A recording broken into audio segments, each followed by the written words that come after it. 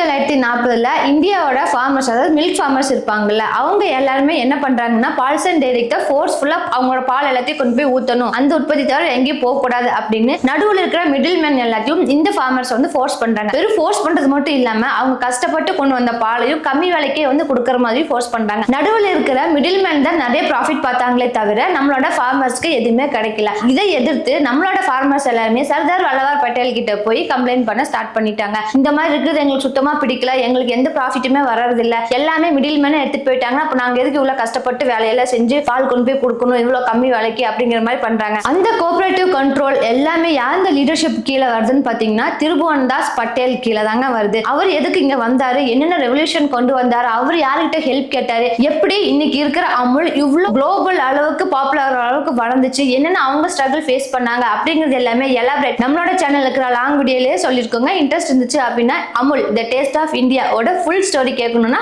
அங்க போய் கண்டினியூ பண்ணி பாருங்க. இதே மாதிரி தொடர்ந்து சூப்பரான சக்சஸ்ஃபுல் ஸ்டோரிஸ்ல உங்களுக்கு வந்துட்டு இருக்கணும்னு நினைச்சீங்கன்னா மறக்காம நம்ம சேனலை சப்ஸ்கிரைப் பண்ணி வச்சுக்கோங்க. இந்த வீடியோ பிடிச்சிருந்துச்சுன்னா லைக் பண்ணிக்கோங்க. தேங்க்யூ ஃபார் வாட்சிங்.